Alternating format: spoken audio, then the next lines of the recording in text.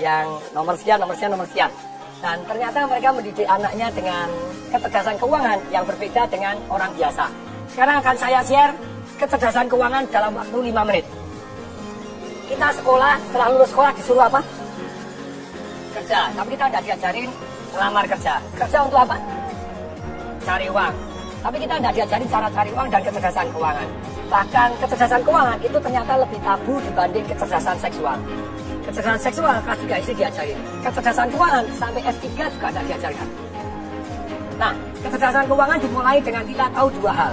Satu, kita tahu yang namanya pendapatan dan pengeluaran. Sangat sederhana. Income sama spending. Yang namanya pendapatan itu ada 3. Satu, active income. Yang kedua, passive income. Yang ketiga, portfolio income. Active income ada 3. Satu adalah kita sebagai karyawan, itu active income. Kemudian yang kedua, kita sebagai profesional, jadi dokter, jadi lawyer, di mana Anda harus ada Anda baru dapat income. Yang ketiga dari active income adalah sebagai pengusaha, tapi usahanya belum autopilot. Jadi terpaksa harus Anda merangkap direktur kebersihan, direktur pembelian, termasuk direktur penjualan, semua Anda rangkap. Bisnis tidak jalan tanpa Anda, itu berarti active income. Nah yang kedua adalah passive income, tidur pun dapat uang. Ruko yang disewakan, properti yang disewakan, tanah dibagi hasil, sarang walet, yes, terus kemudian punya franchise yang luar biasa yang jalan tanpa kita, punya multi level yang jalan tanpa kita, agen asuransi yang agen-agennya sudah jalan tanpa kita. Dan tentu saja passive income ini sangat penting. Tapi sayang sekali banyak orang tidak punya goal, punya passive income. Akibatnya seumur hidup kerja tidak punya passive income, begitu dia tidak bekerja, hidupnya susah. Yang ketiga adalah portfolio income. Apa itu? Secara sederhana, portfolio income adalah capital gain.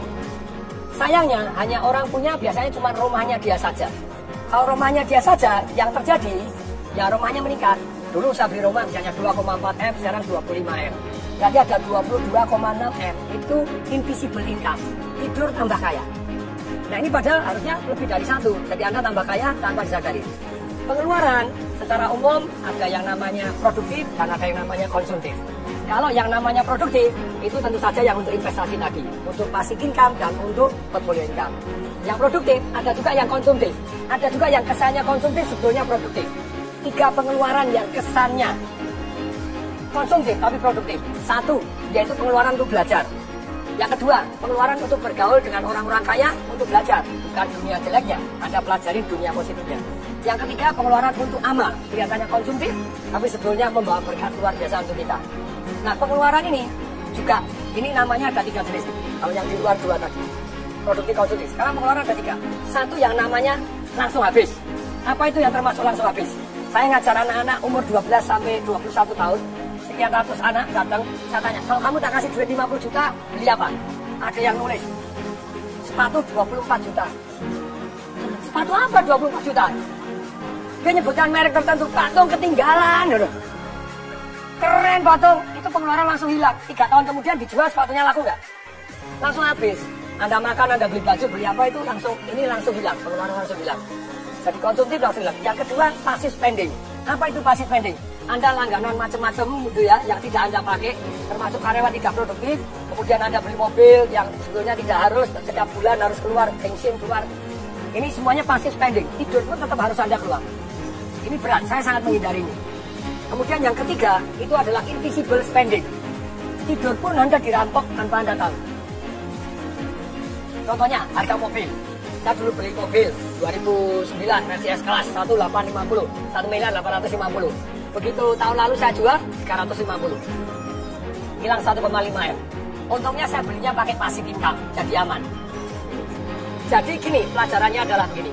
Selama Anda belum punya income, saya bilang seperti anak-anak kecil tadi, negara ini bangkrut, rakyat-rakyatnya miskin. Kenapa?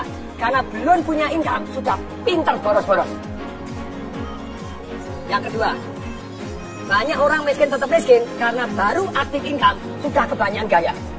Menurut hukum fisika, hukum alam ciptaan Tuhan, gaya sebanding lurus dengan tekanan. Kalau hidup Anda kebanyakan tekanan, berarti kebanyakan gaya.